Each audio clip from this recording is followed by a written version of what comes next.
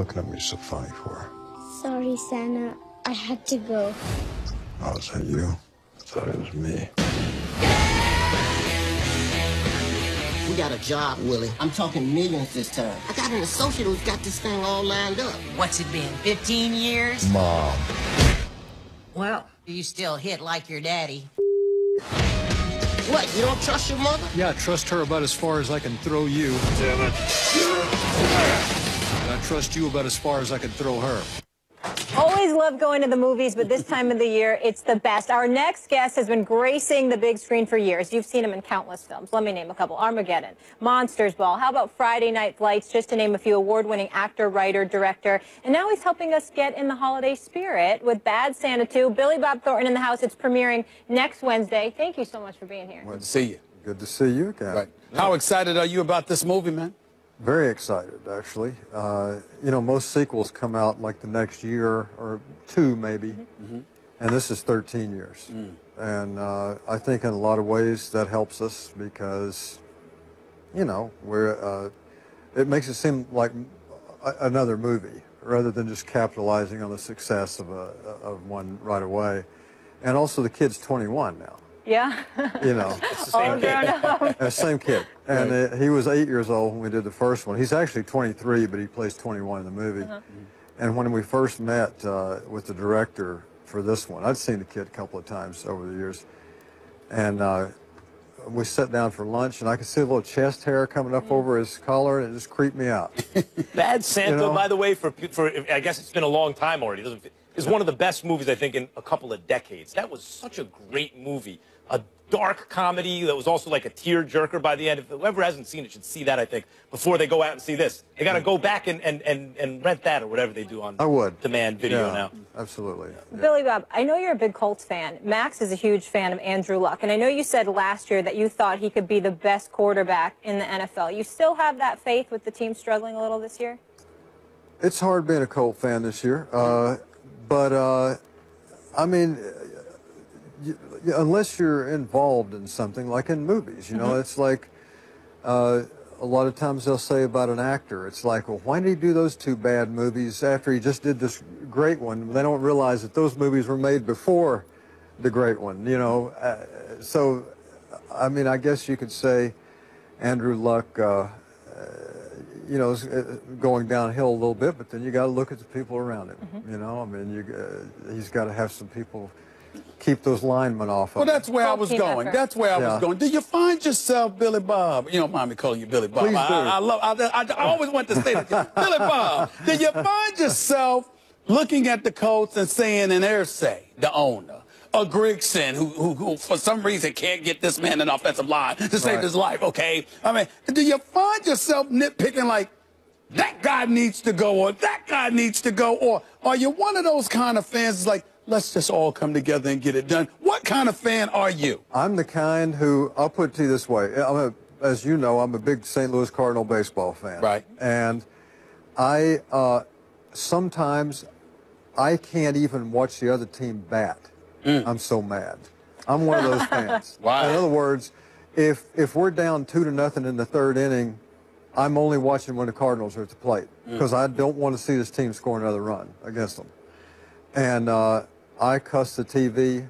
I'm one of those. So, yeah, I tell the owner what to do through the TV screen all the time. Absolutely. Of course, in baseball, like when the other team is up, nothing good can happen for your team. Absolutely. In football, if the Colts had a real defense, maybe you could take the ball away. You got a pick six or something like that, but you haven't had a lot of reason to root for that this year either. Not really. You know, I've been to one Super Bowl in my lifetime. When the Colts played the Bears in Miami. It was raining. I was there. Raining. How is the weather with you? Oh, it was crazy. I mean, it was warm and raining. And we were on a press tour for the Astronaut Farmer, and we got there, and we didn't realize we had a couple of days off in Miami. And when I realized we're in town when my team is playing, and of course Peyton was still on the team then, and so my publicist got us tickets. We were in the end zone. First play of the game, Hester runs the ball back, and in my mind, you know, your perception of it, Hester's looking me right in the eye. Right. And he runs that ball back for a touchdown on the first play of the game, and I'm sitting in the end zone in the rain. I'm like, this is not going to be good. Right. Turns out John Travolta was at the game, and he was sitting up in a box. And here I am in the end zone. Right. And got him on the phone. I found out he was there. It's like, hey, man, where are you? You know, he said, I'm at the Super Bowl. Wow, me too. And ended up in the box, watched the rest of the game, won the game. That move right there. Oh, it was something else. But, yeah. But Andrew Luck, yeah, that kid's a good quarterback. But they do need to get some people. He needs a fence, you know. Right. He's a great. I thought he was going to be the MVP this year. Yes, You like him more By than the way, Peyton that ship has not yet sailed. It has sailed. No, it hasn't. It has sailed. No, it hasn't. They can win that division. That's a weak division. If they win the division, he throws for 4,500 yards, 35 touchdowns. MVP. Brady has only played 12 games. Ryan comes back down to earth. He thinks he could win the MVP. See why I always tell him that? See why I always tell him that? Well, I think for me, the way I look Billy at Bob, stuff like your that, guy. I would agree with you in the division, but then the way I look at things is, like right now in college football, you can look at those polls and Clemson and Michigan, Washington all lose. They're still all in the top 4. Yep. So, but I look at it like this. Nobody wants to play USC right now. I got you. Got it. Guys, that's about all the time we have for today. But Billy Bob, thank you for making a funny comedy for us that we can check out on Wednesday. I'm going to see we it. all need a good laugh right now. For anything nowadays, I'll go see that. Gotta go see it. So good to see you. More First Take tomorrow. Have a great day. Now, folks, the First Take Your Take contest. So send in a 1-minute video to firsttakeyourtake.com. We're less than a week away. 2 winners will come to Bristol to debate these two. Here's a few of our latest submissions. All right, let's talk this Tony Romo press conference. First of all, why does Dak Prescott need your vote of approval? Why does he need you to come on a press conference to say you approve something that everybody already knew anyway, that he was more than deserving to be the starting quarterback for the Dallas Cowboys? I think that Tony Romo had that heart to heart that he knows that the Tony Romo era in Dallas is over, and to just know that the work you put over a decade is done, and that's a hard realization. Sure, he could go to the Jets, where Max can hate on him as a Giants fan, and Stephen A., I know you only want him to go to the Broncos because you wouldn't want to wish the putrid ineptitude of the New York Jets onto Tony Romo because, by golly, he's your friend. The last one lost major points by using the words "by golly." But he did the "your friend," which is your line. I kind of like that. I'm not interested. You got to have a little bit more flavor than "goodbye, golly." Well, and that's the thing. I mean, you got to be a bad Santa kind of dude. You see what I'm saying? Yeah. You got to be that kind of dude. You can't just "by golly." Yeah.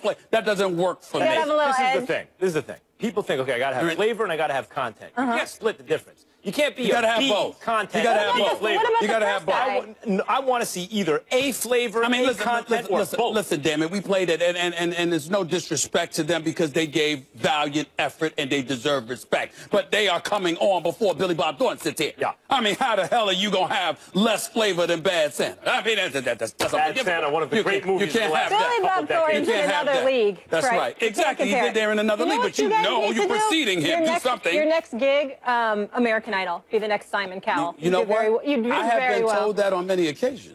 I have. All right. Just so you know. We move on now. Get you caught up on the latest in college football. So, Oklahoma head coach Bob Stoops announced Tuesday that star defensive tackle Charles Walker will leave the program to prepare for next year's NFL draft. Now, Walker, who's expected to be a high draft pick, hasn't played since he suffered a concussion early October. The decision did not sit